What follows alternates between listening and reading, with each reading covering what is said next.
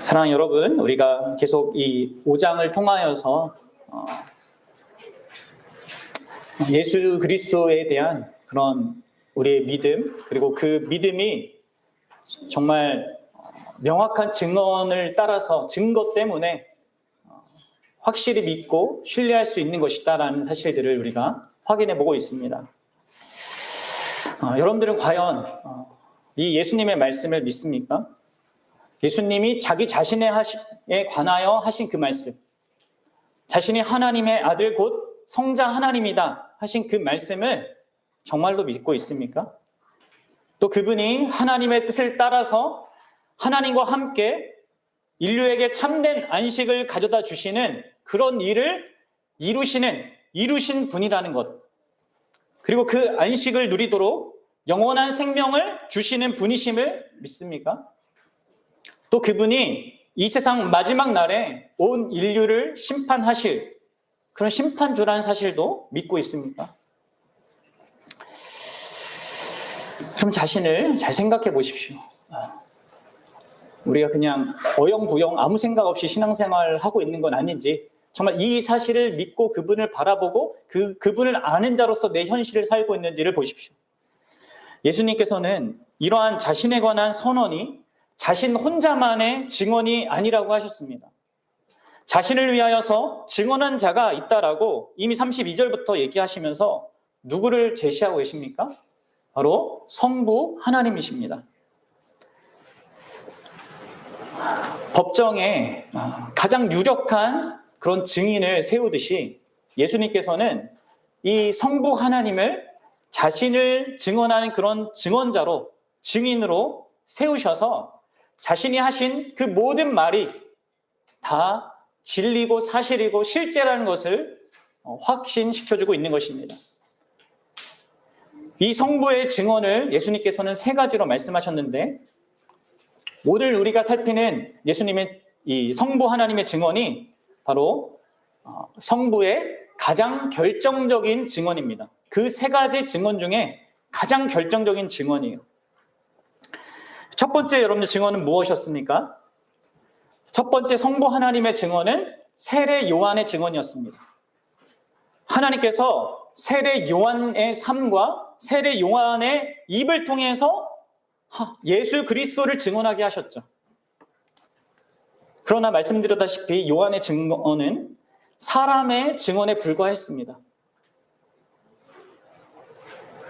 그에 비해 이제 성부의 2번째 증언은 무엇이었습니까? 그것은 예수 그리스도의 일들이었습니다.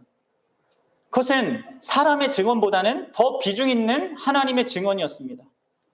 왜냐하면 이 일들이, 예수님이 하는 그 일들이 바로 성부 하나님께서 성자 안에서 역사하시고 또 성자에게 말씀하신 그 일이라는 것을 증언하기 때문이에요. 사랑하는 여러분, 사실 이런 2가지 성부의 증언만으로도 정말 충분합니다. 누구도 예수님을 의심하거나 또 예수님을 믿지 못하는 일이 불가능할 정도로 이렇게 성부 하나님의 증언은 막강한 겁니다. 예수 그리스도라는 그 존재를 위하여서 자신의 전 존재를 불태운 사람들, 그들의 삶을 보고 그들의 증언을 보고 또 무엇보다도 예수 그리스도께서 사시고 죽으시고 부활하신 그 모든 것들을 우리가 제대로 직면하면 여러분들 예수 그리스도를 부인할 수가 없는 거예요. 그런데 여러분들 지금 예수님은, 아니 성부 하나님은 여기에서 그치지 않고 최종적이고 결정적인 증언을 합니다. 우리가 믿는 그 예수를 정말로 왜 우리가 믿을 수밖에 없는지, 믿어야 하는지, 그것이 얼마나 확고한 일인지를 증언하는 마지막 결정적인 증거를 제시하는 겁니다. 이 증언은 앞서 제시된 이 2 증거보다 더 중요한 겁니다. 그것이 무엇입니까? 바로 37절에서 우리가 읽었듯이 하나님 자신이 친히 증언한 증언이에요.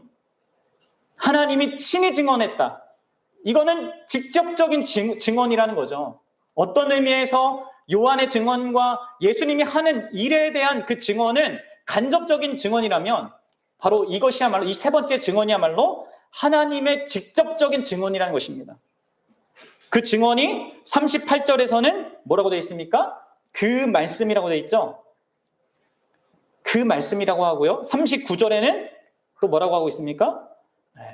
성경이라고 명확하게 지칭되고 있습니다. 그렇습니다. 사랑하는 여러분, 살아계신 성부 하나님의 결정적인 증언이 바로 여러분들이 지금 보고 있는, 가지고 있는 이 성경이에요. 성경. 여러분, 왜 이 성경이 최고의 증언일까요? 가장 결정적인 증언일까요? 일단 앞에 있는 증언과 비교해서 한번 생각해 봅시다. 그것은 우리가 종종 보고 듣게 되는 사람들의 증언 있지 않습니까? 소위 간증이라고 하는 것. 그것이 정말 하나님께로부터 온 것인가 아닌가를 확인할 수 있는 기준이 여기 있습니다. 게다가 두 번째 증언, 예수 그리스도의 그 역사, 예수님이 하신 일, 그의 삶, 그런 행하신 모든 것들의 의미, 그것의 결과, 이런 것들이요, 다 이제는 이 오직 성경을 통해서만 우리에게 알려지는 것입니다.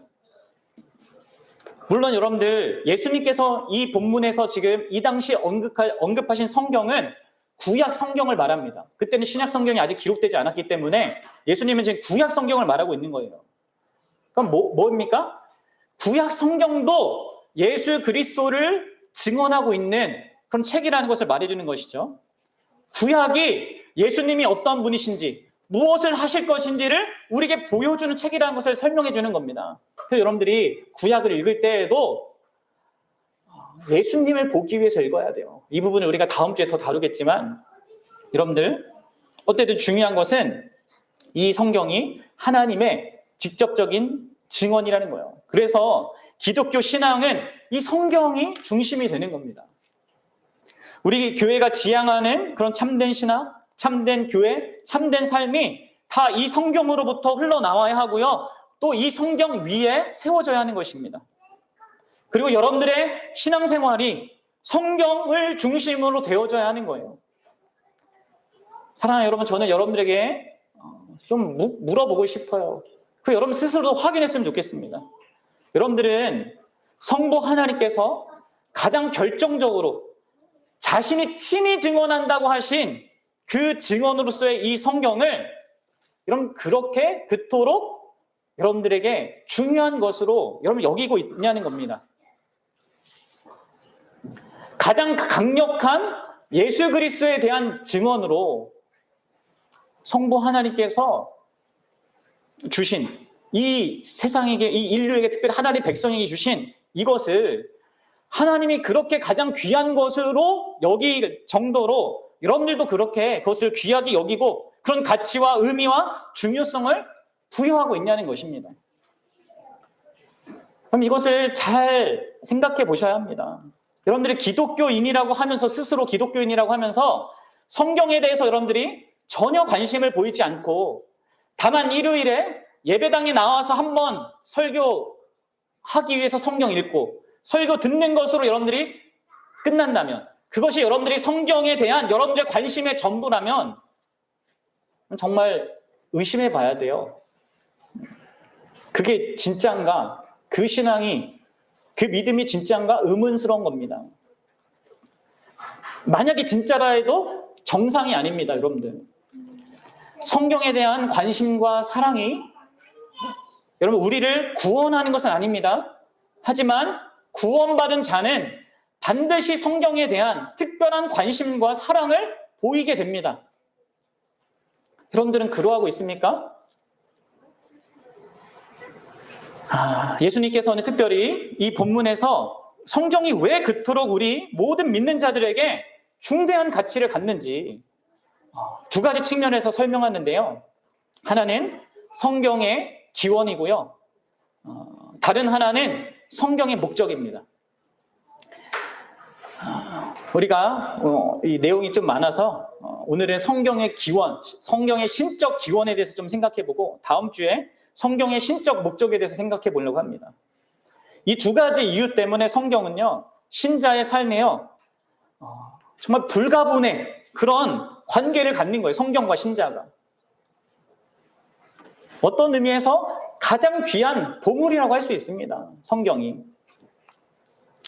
그럼 여러분들 이 성경이 갖는 특별한 신적 기원에 대해서 여러분들 함께 좀 생각을 해봅시다. 그러면 성경은요, 하나님께로부터 왔습니다. 그래서 특별한 신적 기원을 갖고 있는 특별한 이 대상인 거예요. 그럼 물론 어떤 의미에서 이 세상에 존재하는 모든 것들은 다 신적인 기원을 가지고 있습니다. 그렇죠? 왜 그래요? 존재하는 모든 것이 다 하나님께서 창조했기 때문이에요. 따라서 모든 존재하는 것들은 신적 기원을 가지고 있다라고 말할 수 있습니다. 그리고 그런 의미에서 다 소중해요. 우리나라의 아름다운 산들을 보고요. 또 미국의 그랜드 캐년과 같은 어마어마한 그런 자연 경관을 보고 또 저 우주의 광활함들을 생각해 보면 우리는 이 자연에서 분명히 신적인 그 기원을 느끼죠. 게다가 인간이 이루고 성취한 이런 다양한 결과물들을 생각해 보십시오. 과학과 철학과 기술과 교육과 의학 같은 그런 분야의 발달들을 생각해 보세요. 다만 인간이 잘나서 그런 것들이 이루어졌을까요? 우리 거기에는 어떤 신적인 무엇을 조금이나마 우리는 감지합니다. 또 예술 분야나 음악 이런 분야에서 사람들이 드러내는 그런 업적들이나 이런 것들을 보십시오. 그리고 심지어 우리 인간 자체도 그 우리 안에 있는 이 마음의 작동, 우리 양식 이런 모든 것들도요. 어떤 신적인 것을 감각할 수 있는 것들이 맞습니다. 그러나 여러분들 성경은 가장 특별한 의미에서의 신적 기원을 갖는 거예요. 왜 그렇습니까? 성경은 우리가 37절에 봤듯이 하나님께서 친히 증언하시는 증언이기 때문에 그렇습니다. 그분의 직접적인 음성이기 때문에 그렇습니다. 그분의 말씀이기 때문에 그렇습니다. 성경은 그분의 개로부터 나오는 모든 것들 가운데 가장 하나님 자신과 긴밀하게 연결되어 있어요. 그래서 여러분들 성경은 독특한 의미에서 신적인 기원을 가지고 있는 것입니다. 그래서 성경 오늘 본문을 꼼꼼히 살펴보면 예수님이 이 성경의 신적 기원에 대해서 상당히 강조하고 있는 것을 우리는 볼 수 있어요. 3번이나 이걸 얘기하세요. 37절에서 뭐라고 합니까? 나를 보내신 아버지께서 친히 나를 위하여 증언하여 주신 것이다. 예수님이 이 성경이 아버지께서 나를 위하여 증언해 주시는 것이다 라고 하면서 이 성경의 신적 기원을 얘기하고 있습니다. 특별한 신적 기원을 얘기하고 있는 거예요. 그리고 38절에도 그 말씀이라고 번역되어 있는데 정확히 하면 그분의 말씀입니다. 그의 말씀이에요. 그가 누굽니까? 그것은 성부 하나님이에요. 이것 역시 신적 기원을 말해주는 거예요. 그 39절에 영원한 생명이 그 성경 안에 있다고 얘기하시죠? 영원한 생명. 이건 역시 뭡니까? 영원이라는 이런 용어가 쓰인 것 역시 성경의 신적 기원을 의미하는 것입니다.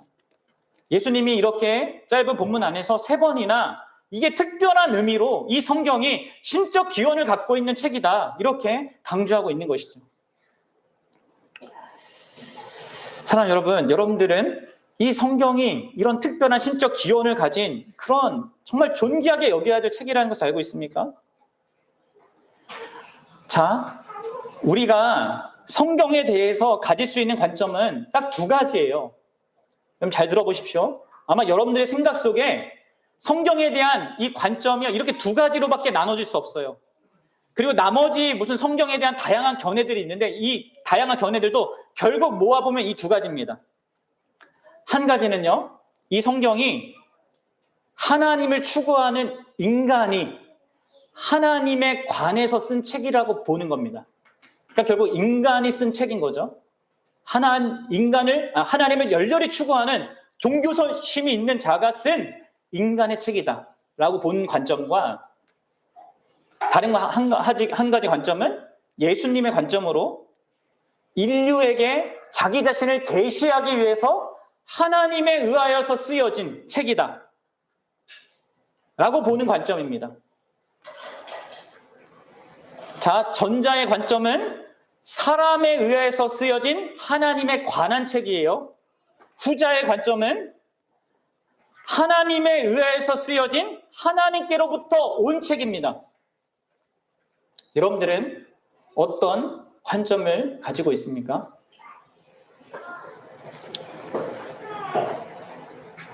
여러분들 명확하게 지금 생각하며 잘 들으셔야 돼요. 종교개혁 시대까지만 해도요.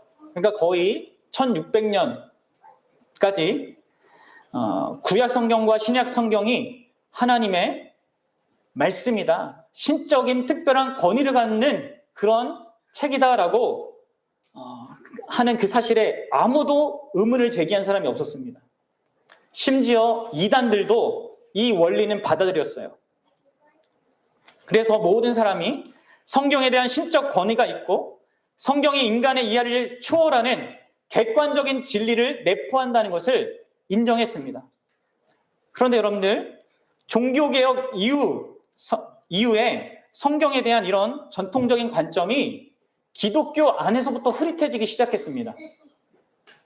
바로 로마 카톨릭 천주교가 개신교의 종교개혁에 대해서 방어하기 위해서 성경보다 지난 교회 역사에 등장했던 교부들의 주장, 그것을 강조하기 시작했어요. 그리고 1546년에 트렌트 공의회에서 공식적으로 교회의 전통을 성경과 같은 위치로 이렇게 올려놓았습니다. 그 결과 어떻게 됐습니까? 천주교 안에 마리아 숭배, 성인 숭배와 같은 이단적인 교리들이 계속 발전해 갔습니다. 그럼 다행히 개신교 교회는 이 종교 개혁자들로부터 물려받은 그런 정신, 그리고 이 로마 카톨릭에 대항해서 약 200년 정도 동안에는 이 성경의 신적 기원에 대해서 확고한 진리를 붙들고 있었어요. 그런데 18세기에 계몽주의가 이제 출현하면서부터 이런 합리론의 배경을 가진 성경 비평학이라는 그런 학문이 성경에 적용되기 시작합니다. 그리고 그게 19세기에 전성기를 이루었고 그 결과 수많은 개신교인들이 이 성경이 여러 문서를 짜집기한 오래된 역사적인 문서일 뿐이다. 수많은 고전 중에 그냥 하나일 뿐이다라고 그렇게 이해되기 시작했습니다. 그러니까 이 계몽주의의 영향을 받은 이 세대의 사람들이 성경이 뭐라고 보는 겁니까? 하나님께로부터 온 하나님의 말씀이 아니라 하나님에 관한 사람의 말이다. 이렇게 보았다는 거예요. 그러면 카톨릭 교회는요, 이 성경을요, 인간의 전통을 성경 위치로 이렇게 올려버려서 그렇게 함으로 성경을 약화시켰고요. 또 개신교 교회는 성경을 인간의 수준으로 이렇게 끌어내려서 성경을 약화시켰습니다. 그래서 여러분 주변에 기독교인들을 만나보면요, 성경의 신빙성을 또 신적 권위를 믿지 않는 그런 기독교인이 많다는 것을 우리는 금방 보게 돼요. 근데 저는 여러분들에게 정말 묻고 싶어요. 여러분들은 어떻게 생각하는지. 물론 이거에 대해서 아무 관심도 없고 생각도 없고 그냥 하나님이 하신 말씀이고 하나님의 말씀이야 이렇게 아주 단순하게 생각할 수 있는데 여러분들, 근데 그게 이제 나중에 살피겠지만 그것이 여러분들에게 아무 영향을 주고 있지 않는다면 여러분 그걸 믿고 있는 게 아니에요. 그러면 성경에 대해서 사람들이 아무리 뭐라고 왈가왈부해도 더 중요한 것은요, 우리 인간이 어떻게 이해하느냐보다 예수님이 이 성경을 어떻게 이해하셨는가가 중요합니다. 그렇지 않겠습니까? 예수님이 하나님이시고 그분이 하나님의 권위로 말한다면 우리는 선택을 해야 되는 거예요. 예수님이 말씀하시는 대로 이 성경의 신적 권위를 수용하고 받아들이든지, 아니면 예수님이 틀린 것이고 그분이 잘못된 이야기를 한 것이고 오늘날 과학적으로 또 이성적으로 발달된 그런 초고화된 어떤 문명을 갖고 있는 사람들의 견해가 진리다라고 믿든지 둘 중에 하나밖에 없습니다. 여러분들 어떻습니까?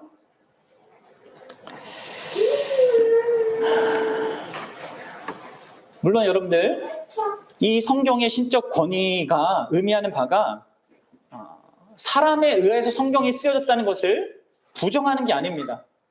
또 사람들이 하나님이 말씀하시는 것을 그냥 받아 적은 기계처럼 썼다는 얘기도 아니에요. 분명 하나님께서는 이 책의 저자들의 인격을 사용하셨습니다. 그들의 경험과 그들의 문체와 그들의 어휘를 사용해서 쓰게 하신 거예요. 그들이 의도하는 것 가운데 하나님의 목적이 이루어지도록 사용하신 것입니다.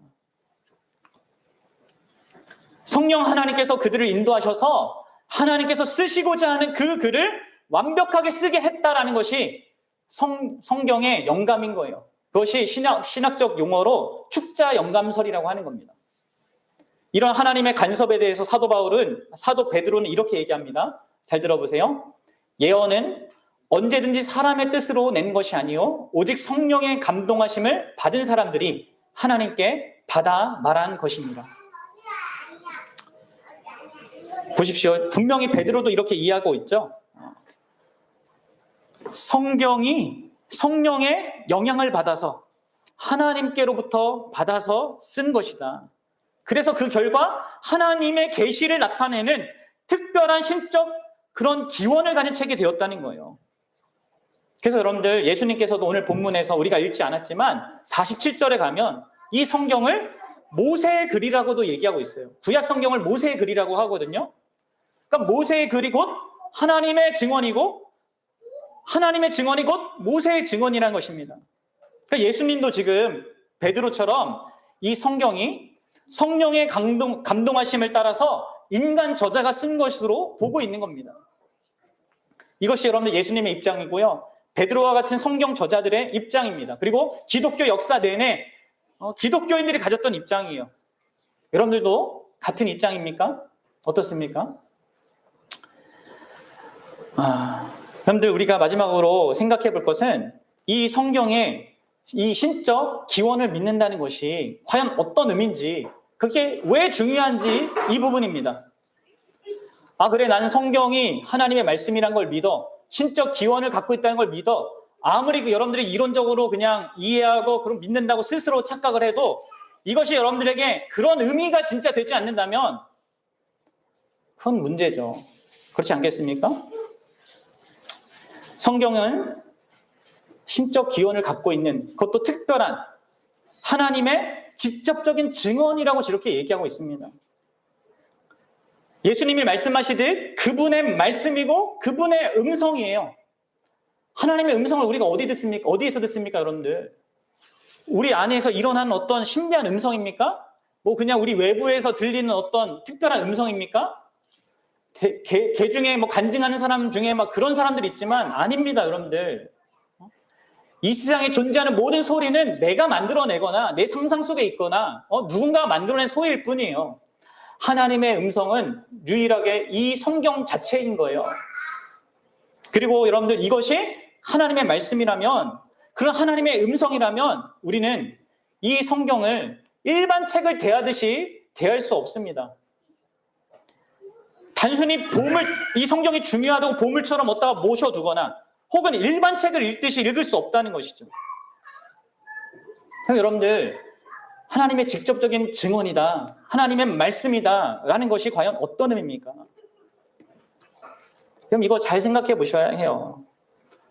그럼 다시 한번 잘 생각해 보십시오. 만약에 어떤 이 신자들이 주장하는 대로 성경이 사람에 의하여 쓰여진 하나님에 관한 책이라면요, 여러분들은 성경을 통하여서 하나님에 대한 정보를 얻을 수 있습니다. 그리고 여러분들은 성경을 읽고 하나님에 대해서 존경하는 태도도 보일 수 있습니다. 또 여러분들은 성경을 읽고 하나님의 어떤 성품들을 본받고자 노력할 수도 있어요.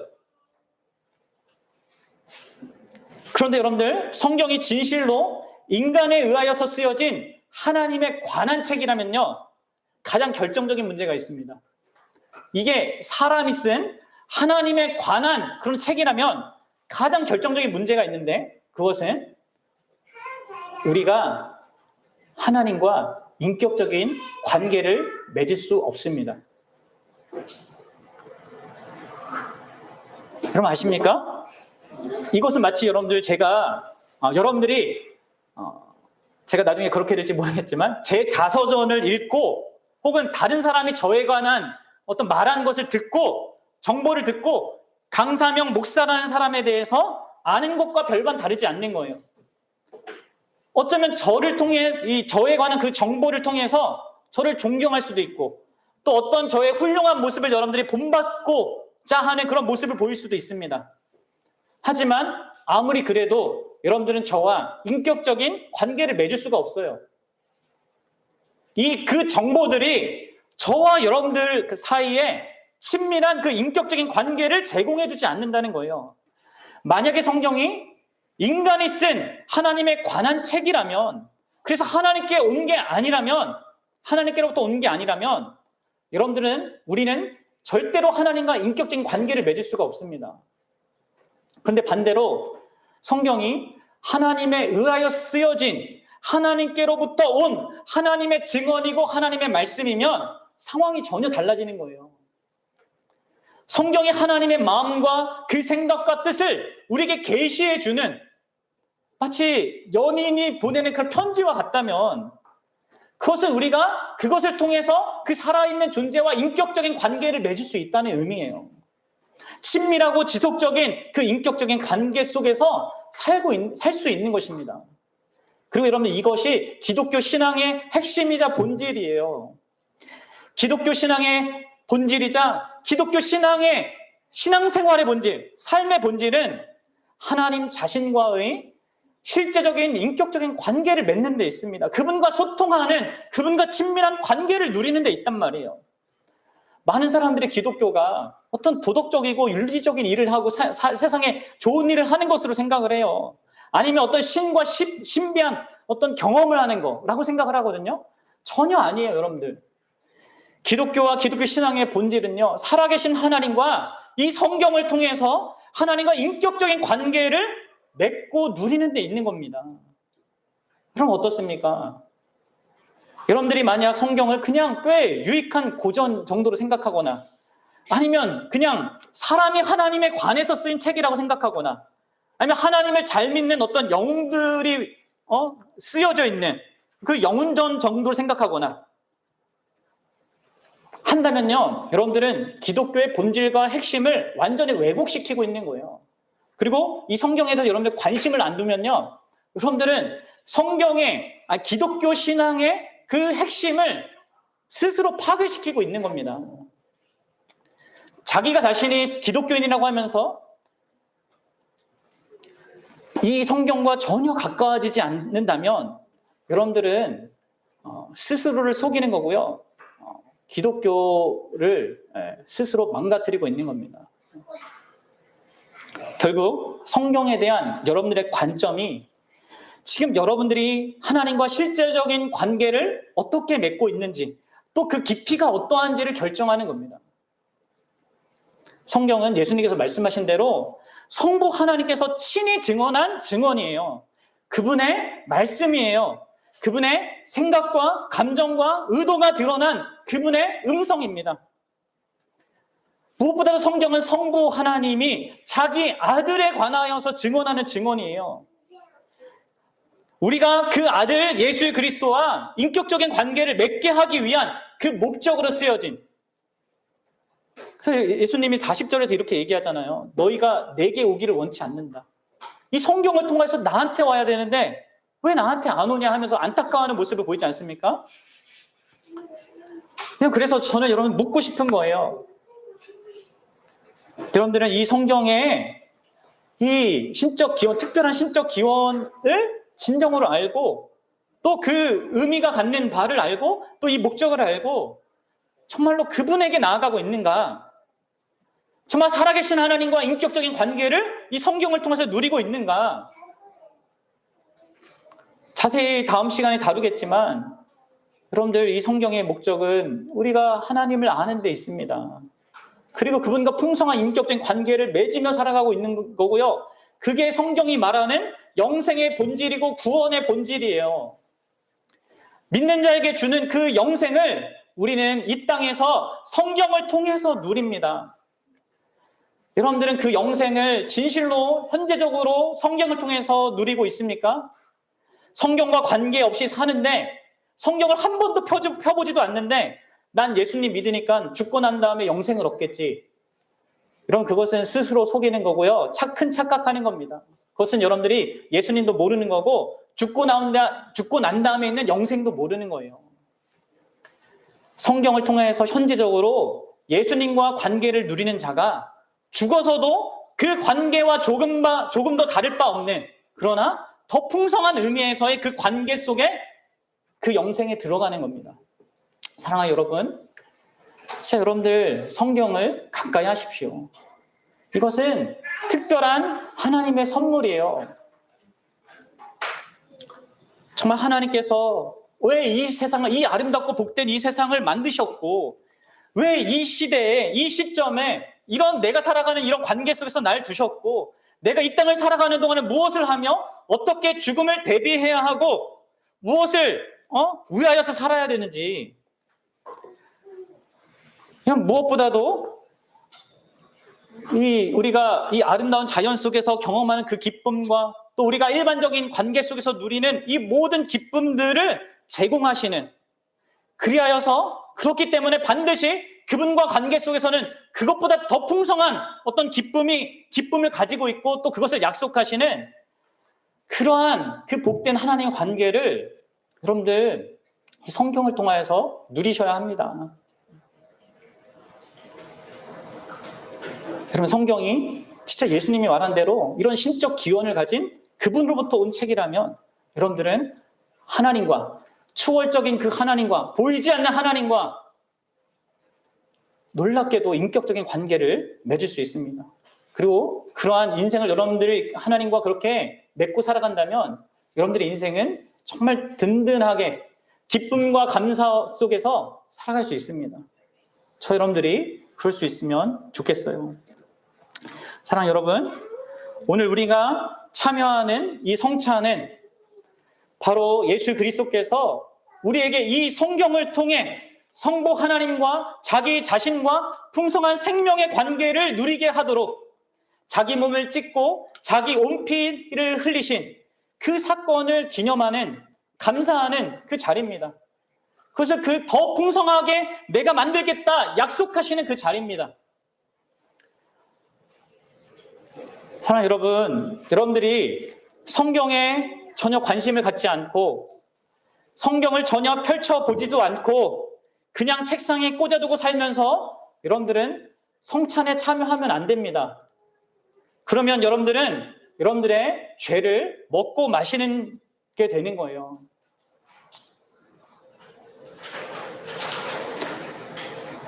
정말 예수님께서 이렇게 특별한 신적 기원을 가진 하나님과 관계 맺는 수단으로 주신 이 성경에 대해서 여러분들이 존귀하게 여기고 실제로 그것을 통해서 여러분들 하나님과 인격적인 관계를 맺고 누리셔야 합니다.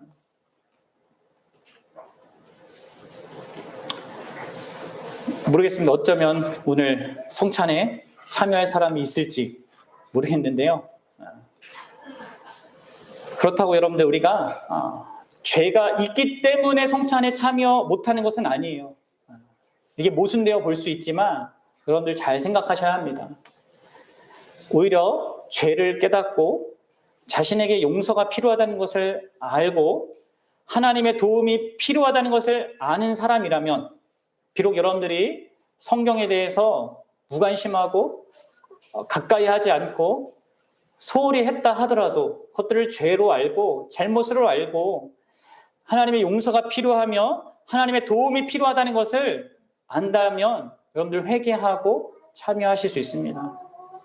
스스로 성찬 받을 자격이 없다고 생각하는 사람이 가장 성찬을 받을 자격이 있는 사람입니다. 만일 여러분들이 진실로 그동안 이 말씀을 통해서 이 신적 기원을 가진 성경을 너무 하찮게 대한 그것을 잘못으로 죄로 여긴다면, 그리고 그런 삶으로부터 벗어나서 진짜 이 성경을 통하여서 하나님과 인격적인 관계를 누리고 싶은 그런 마음의 소원이 있다면 예수 그리스도의 이름으로 용서를 구하고 성찬에 참여하십시오. 그분이 기꺼이 용서하실 거고요. 또 그분이 기꺼이 여러분들은 그 길로 인도해 주실 것입니다. 바로 예수님께서 이 목적을 위해서 자기 몸을 찢으셨고 자기 피를 흘리셨습니다. 기도하겠습니다.